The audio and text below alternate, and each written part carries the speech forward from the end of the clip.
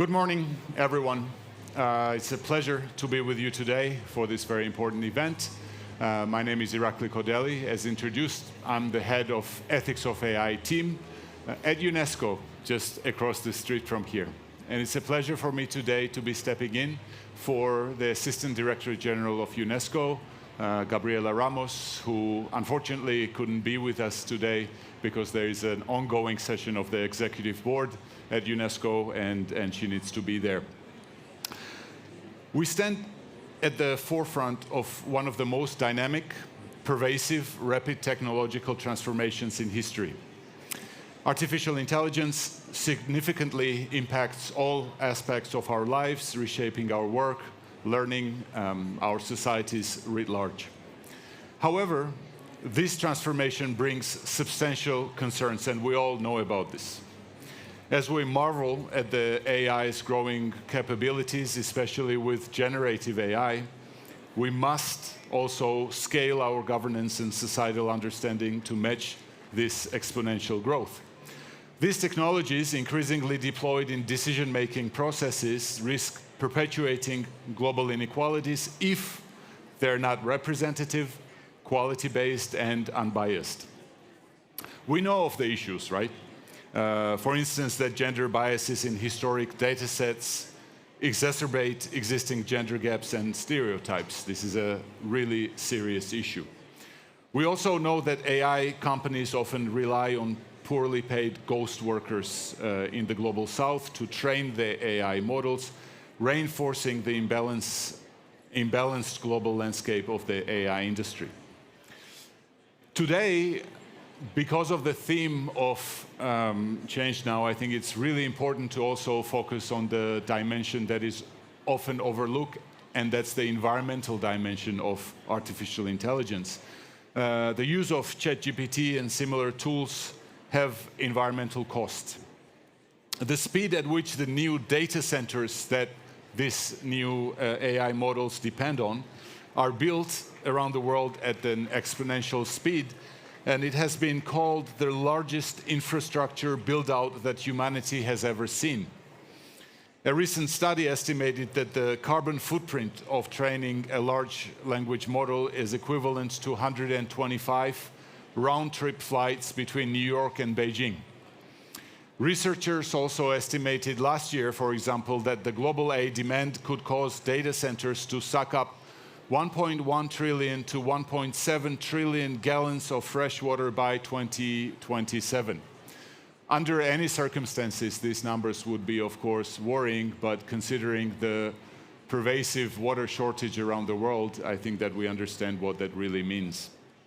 A separate study from the university in Netherlands, this one was peer-reviewed, found that AI servers' electricity demand could grow over the same period to be on the order of 100 terawatt-hours per year, about as much as the entire annual consumption of electricity in countries like Argentina or Sweden.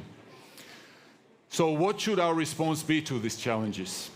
It should not be about controlling the technology, but rather steering its development in a way that outcomes they produce are in line with the goals that we as a humankind have.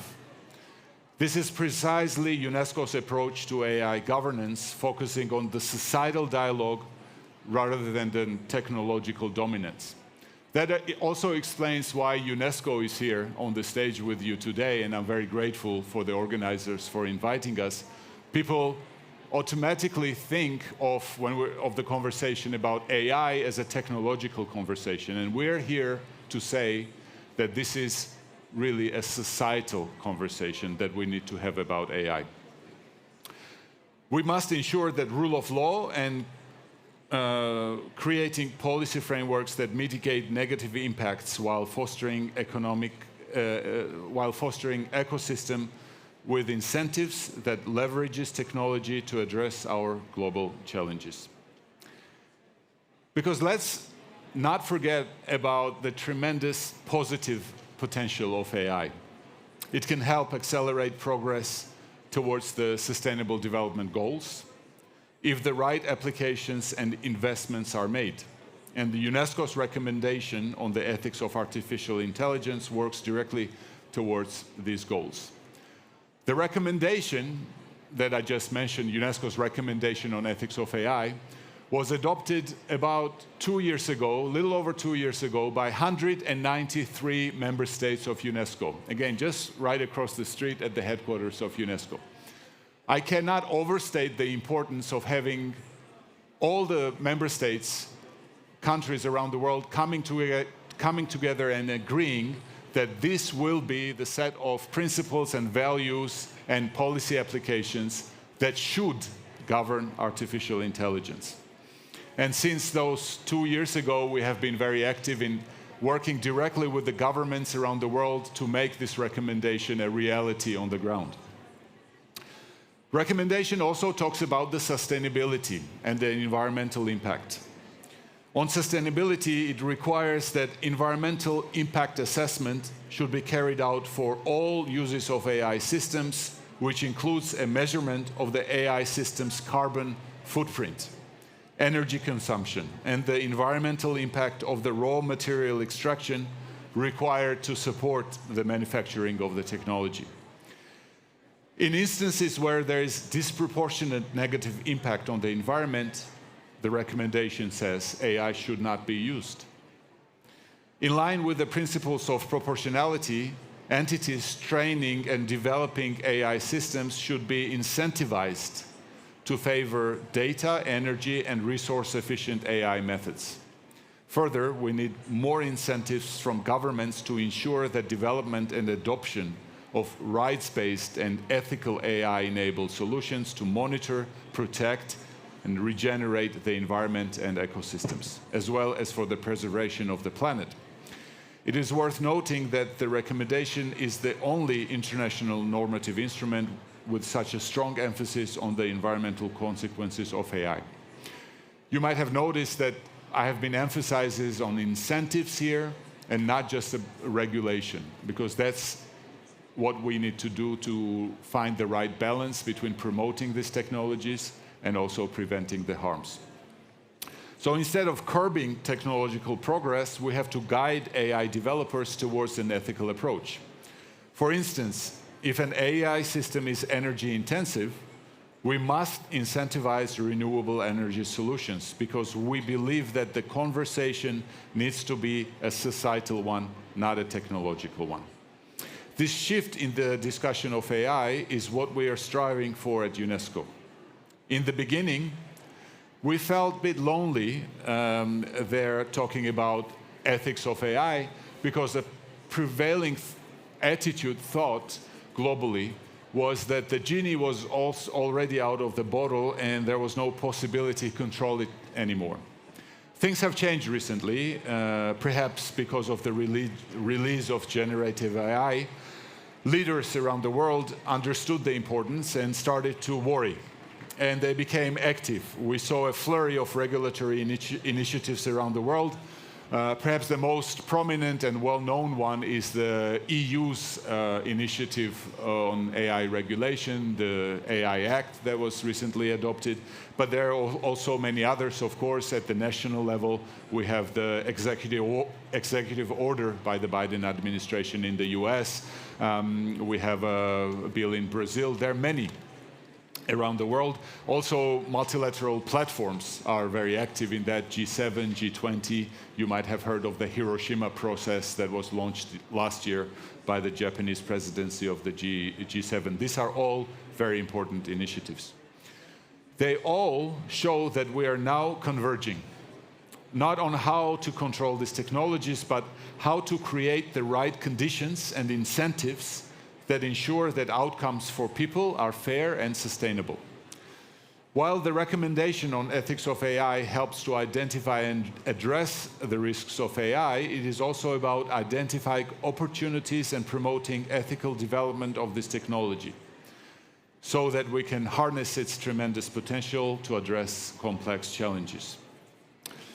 We need to remember that we're dealing with a truly global technology, and some creators have wittingly exploited loopholes in the regulatory ecosystems and gravitated towards geographical areas where less stringent regulation exists.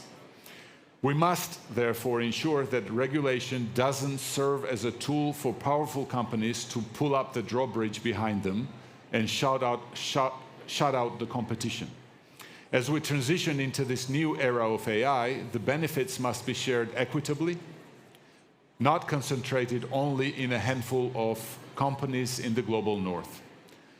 To succeed in effective governance of artificial intelligence, and this is our ultimate goal, governments need to act together. That's the aim that UNESCO is working towards with our global membership. Effective governance includes more than just making policies. We must include big tech, the entire business sector, academia, and civil society in this debate. And I'm really glad to know that that's a microcosm. Our panel today is the microcosm of precisely that approach of having the private sector, academia, civil society engaged in the conversation. Some companies driving AI innovation are pushing for smart regulation, and that is true. They understand that good AI, meaning AI aligned with ethical, responsible, and sustainable principles, is also good business. It attracts and retains talent, fosters investment, and builds customer loyalty. This is why big companies like Microsoft, Telefonica, LG AI Research, Salesforce, MasterCard, Lenovo Group, GSMA, to name just a few, are endorsing the recommendation on ethics of AI, and many are also members of UNESCO's Business Council on ethics of AI. We're sustaining open conversation with the private sector. And we're also actively bringing them into the conversation. We have platforms such as the Global Forum on Ethics of AI. The last one was held about a month ago in Slovenia, where you had precisely that type of conversation involving all stakeholders, ministers, governments, but also the private sector and academia coming together to discuss what works when it comes to AI governance at the national level, regional level, and of course, the big question, global level. How do we regulate AI? How do we govern AI at the global level? We believe that understanding these technologies is not only for the experts. It's critically important that government officials, for instance, people that are involved in procuring AI-driven systems in the public administration in the countries around the world, understand what is AI and what the wider implications could be. Because of all the headlines today, scandals, unfortunate outcomes, unfortunately, that are abound from AI usage, people might start to lose trust in these technologies and turn their backs on it. To prevent this, we need to create a positive environment where there are more investments in systems that focus on solving problems. And this is a very pertinent statement to make in the context of ChangeNOW.